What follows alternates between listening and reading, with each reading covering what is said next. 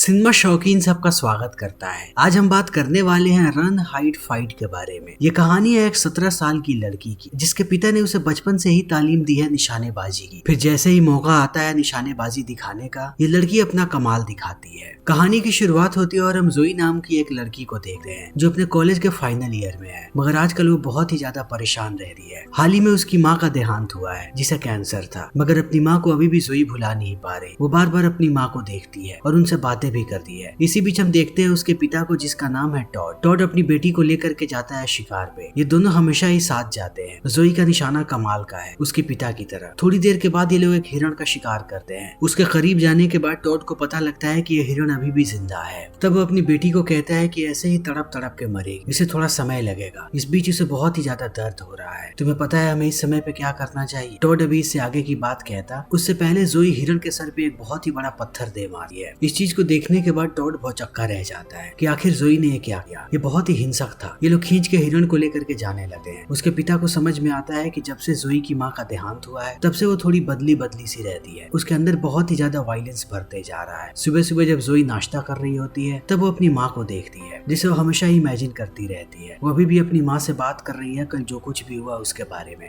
Tod आकर के बातें करने लगता है जोई से। तभी यहाँ पर लुइस नाम का लड़का आता है जो जोई का बेस्ट फ्रेंड है। वही उसे हर रोज कॉलेज लेकर के जाता है। जोई उसकी गाड़ी में बैठती है और ये लोग जाने लगते हैं। आधे रास्ते में हम एक और गाड़ी को देखते हैं जो इनकी गाड़ी का पीछा कर रहा है। इस गाड़ी में कुछ बदमाश लड़के हैं जो इनके ही कॉलेज में पढ़ते हैं और सबको बुली करते रहते हैं। आज वो इन्हें बुली करते हैं, उनकी कार में टक्कर मारते हैं। तब कार चली जाती है सड़क से दूर। लुइस फिर से कार को स्टार्ट करने लगा है। तभी जोई की नजर जाती है साम। वो अपने एक क्लासमेट को देखती है जिसका नाम है क्रिस। क्रिस बड़े ही अजीब तरीके से बिहेव कर रहा होता है। जोई को समझ में नहीं आता कि क्रिस ऐसा क्यों कर रहा है। वो समझ जाती है कि कुछ ना कुछ तो गड़बड़ जरूर है, मगर ये लोग क्रिस पे ज्यादा ध्यान नहीं देते और चले आते हैं कॉलेज में। तब इन्हें पता लगता है कि आज प्रैंक डे है। सारे लोग एक दूसरे के साथ प्रैंक कर रहे हैं और आज लड़के लड़कियों से प्रोम नाइट पे जाने के लिए भी पूछ रहे हैं। जोई जैसे ही अंदर आती है, उसकी मुलाकात होती है अपने केमिस्ट्री टीचर से, जो उसे कहती है कि मैं बहुत ही ज्यादा खुश हूँ, तुम बहुत ही अच्छा कर रही। इतनी सारी चीजें होने के बावजूद मुझे तुम्हारी माँ के बारे में पता लगा। किसी भी बच्चे के लिए बहुत ही मुश्किल वक्त है, लेकिन तुमने सारी चीजों को संभाला है। तुम पढ़ाई में अच्छा कर रही। अब यहाँ पर टीचर बात करने की कोशिश करती है कि आजकल जोई बदली बदली सी लगती है। जोई इन बातों को समझ जाती है। वो बात को वहाँ तक आने ही नहीं देती और बात को काट के निकल जाती है। जैसे ही जाती है वो अपने लॉकर को देखने, अंदर उसे प्रोम का इनविटेशन मिलता है जो लुइस ने दिया है। इस चीज को देखने के बाद जोई समझ जाती है कि लुइस उसे पसंद करता है। वो इनडायरेक्टली उसे प्रपोज कर रहा है। ये बात बिल्कुल भी जोई को अच्छी नहीं लगी। वो पूरे क्लास के टाइम इसी बारे में सोचती रहती है। उसके लिए ज्यादा मुश्किल ये चीज है कि अब वो लुइस को मना करने वाली है कि उसके दिल में लुइस के लिए कोई भी फीलिंग्स नहीं है। वो पूरे समय उसे अवॉइड करती है, मगर लंच के समय ये दोनों मिल जाते हैं। जोई इस बारे में बात नहीं करना चाहता। तब लुइस इस बारे में बात करता है और जोई का जवाब सुनने के बाद कहता है कि मैं तो तुमसे बस ऐसे ही पूछ रहा था, एक दोस्त के तौर पे। मैं नहीं चाहता कि प्रोम नाइट के दिन तुम अकेली रहो या फिर मैं। तो अगर हम दोनों साथ जाते तो बहुत ही ज्यादा मजा आता। इन बातों को सुनने के बाद अब यहाँ से चली जाती है जोई बाथरूम की तरफ। वहीं शहर में दूसरी तरफ हम देखते हैं बहुत जगह पे ब्लास्ट होते हैं। फिर शहर की सारी पुलिस और फायर ब्रिगेड वाले उधर बिजी हो जाते हैं। वो हर जगह को कवर करने जा रहे हैं। जितने भी ब्लास्ट शहर में हुए हैं, ये कोई हादसा नहीं है, ये कुछ लोगों ने जानबूझ के किया है। जोई जैसे ही बाथरूम में जाती है, उसे एक लड़की नजर आती है जिसका नाम है एना। वो सबको बुली करती है। जोई देखती है कि एना छत पे कुछ ढूंढ रही है। जोई को देखने के बाद एना बाहर चली जाती है। तब जोई जाकर के देखती है कि आखिर उस छत के अंदर क्या है। अंदर उसे कुछ भी नहीं मिलता, मगर हम एक बंदूक के निशान को देखते हैं, यानी कि यहाँ पर एक बंदूक हुआ करता था। दूसरी तरफ कॉलेज में सारे लोग खुशियां मना रहे हैं क्योंकि वो एक दूसरे से प्रोम नाइट के लिए पूछ रहे हैं। जिसे भी हाँ सुनने को मिलता है वो बहुत ही ज्यादा खुश होता है। तभी एक वैन कांच को तोड़ती हुई अंदर चली आती है, जिसे देखने के बाद सारे लोग बहुत चक्का रह जाते हैं। तब अंदर से क्रिस बाहर आता है एक बंदूक को लेकर के। इस चीज को देखने के बाद सारे लोग चौंक जाते हैं। क्रिस वही लड़का है जिसे जोई ने सुबह सुबह देखा था। वैन से बाहर आते ही वो 3 स्टूडेंट्स को गोली मार देता है। यह मंजर बहुत ही भयानक है कि कॉलेज का एक लड़का अपने ही साथियों को गोली मार रहा है। थोड़ी देर के बाद इनका मुखिया बाहर आता है जिसका नाम है ट्रिस्टन। वो बाहर आते ही पीटी टीचर को स्टैब करता है चाकू से, वो भी बार बार। तभी हम इनकी तीसरी साथी को देखते हैं जो एना है। वो भी आकर के हवा में गोलियां चलाने लगती है। यहाँ पर इनके साथ एक और लड़का है जिसका नाम है कीप। इन 4 लोगों ने मिलकर के अब इन सबको बंधक बना करके रखा है। इनके सर पे खून सवार है। जोई अभी भी बाथरूम के अंदर है। एक लड़की को गोली लगी थी, भागती हुई जाती है बाथरूम में। बाथरूम में जाने के बाद वो टकराती है जोई से और जोई के बाहों में ही दम तोड़ देती है। उसके पीछे पीछे यहाँ पर कीप भी आता है। जोई को ये बात पता है कि इसके पीछे लोग आ रहे हैं। वो जाकर के वेंटिलेशन डक्ट में छुप जाती है। कीप चारों तरफ देखता है लेकिन उसे कहीं कोई भी नजर नहीं आता। तब वो चला आता है बाहर हम ट्रिस्टन को देखते हैं जिसके सामने एक बुली लड़का है जो सबको कॉलेज में बुली किया करता था। वो उससे बात करना शुरू कर देता है, मगर वो आधी बात करता है तभी क्रिस गोली मार देता है इस लड़के को। ट्रिस्टन उसे समझा करके कहता है कि हमें सबको नहीं मारना है, हमें कुछ लोगों को यहाँ पर बंधक बना करके भी रखना है, तभी हम अपनी शर्तों को पूरा करवा पाएंगे। ट्रिस्टन एक लड़की के पास जा करके कहता है कि अपने घर पे कॉल करो और उन्हें पूरी बात बताओ कि यहाँ पर क्या हो रहा है और आगे क्या हो सकता है, वो भी पूरी सच्चाई। वो लड़की तुरंत घर पे कॉल लगा करके सारी बातें बताने लगती है। ट्रिस्टन सारे लोगों को कहता है कि सब अपने अपने घर पे कॉल करें और वो पूरी सच्चाई बताए कि वो लोग कितनी बड़ी मुसीबत में फंसे हुए हैं। ये कॉल उनकी आखिरी कॉल भी हो सकती है। सारे लोग अब दनादन अपने घर पे कॉल कर रहे हैं। दूसरी तरफ हम देखते हैं जोई को, वो जिस वेंटिलेशन डक्ट में थी उसके नीचे की छत टूट जाती है, फिर वो गिरती है किचन में। ये आवाज बहुत ही तेज थी। इन आवाजों को क्रिस भी सुन लेता है और चला आता है वहाँ पे। यहाँ पर जोई देखती है कि एक स्टाफ भी अंदर ही है और धीरे धीरे अब क्रिस आगे आ रहा है। जोई को बचाने के लिए वो स्टाफ आगे चली आती है, तब क्रिस उसे गोली मार देता है। जोई इस चीज से बहुत ही ज्यादा दुखी होती है। दूसरी तरफ हम ट्रिस्टन को देखते हैं। अब सारे बच्चों ने अपने अपने घर पे कॉल कर दिया है। अब सारे पेरेंट्स पुलिस वालों को कॉल कर रहे हैं, लेकिन पुलिस वाले यहाँ से दूर है क्योंकि जगह जगह पे ब्लास्ट हुए थे और इन सारे ब्लास्ट को किसी और ने नहीं बल्कि ट्रिस्टन ने ही किया था ताकि पुलिस वाले व्यस्त हो जाएं। सारे पुलिस वाले एक ही बात कहते हैं कि अभी हम जहाँ पर हैं वहाँ से हमें आने में वक्त लगेगा। दूसरी तरफ ट्रिस्टन सारे बच्चों को कहता है कि जो भी सोशल मीडिया पे है वो अपने हैंडल से लाइव जाए और दिखाए कि यहाँ पर क्या हो रहा है। उसके साथ साथ वो सबको वार्निंग भी देता है कि अगर किसी भी सोशल मीडिया कंपनी ने लाइव स्ट्रीम को रोका तो वो लोगों को एक एक करके मारना शुरू कर देगा। वो चाहता है कि यहाँ पे जो कुछ भी हो रहा है उसे पूरी दुनिया देखे। उसने सिर्फ कैफेटेरिया में लोगों को बंधक बना करके रखा है। पूरे स्कूल में अभी भी दूर दूर तक बच्चे हैं। वो रिसेप्शन पे कॉल करके कहता है कि कैफेटेरिया में जितने भी लोग थे उसने सबको बंधक बना करके रखा है, तो वो लोग तैयार हो जाए। दूसरी तरफ हम जोई को देखते हैं जो आसानी से स्कूल से बाहर निकल चुकी है, लेकिन भागते वक्त उसे एहसास होता है कि एक औरत ने उसके लिए अपनी जान दी और यहाँ पर उसके बाकी दोस्त भी हैं। लुइस भी है अंदर। वो ऐसे नहीं भाग सकती, उसे सबकी मदद करनी चाहिए। वो स्कूल के अंदर वापस आकर के हर जगह बताने लगती है कि कैफेटेरिया में गुंडे घुस आए हैं जिनके पास हथियार है। वो सारे बच्चों को कहती है कि यहाँ से वो जाएं। बच्चे जाने भी लगते हैं, मगर कुछ टीचर्स कहते हैं कि ये बस एक प्रैंक है। वो बच्चों को अंदर लाने लगते हैं। तभी वो बाहर जाकर के अलार्म बजा देती है ताकि सारे बच्चे छुट्टी समझ के निकल जाए। बच्चे निकल ही रहे होते हैं, तभी एना जाकर के सप्लाई का वायर काट देती है जिससे बच्चे अंदर ही रुक जाते हैं। उनके टीचर्स उन्हें लेकर के जाने लगते हैं। दूसरी तरफ अब पूरी दुनिया इस चीज को देख रही है कि आखिर यहाँ पर क्या हो रहा है। लुइस भी लाइव है। तभी लुइस की नजर पड़ती है इस वैन पे। वो देखता है कि वैन के अंदर सिर्फ और सिर्फ एक्सप्लोसिव है, अगर वो फटे तो पूरा का पूरा स्कूल उड़ जाएगा। तभी यहाँ पर प्रिंसिपल आता है ट्रिस्टन से बात करने के लिए। उसे देखते ही ट्रिस्टन भड़क जाता है और कहता है कि आज से पहले तुमने मुझे कभी भी सीरियस नहीं लिया। इतना कहते ही वो मार गिराता है प्रिंसिपल को।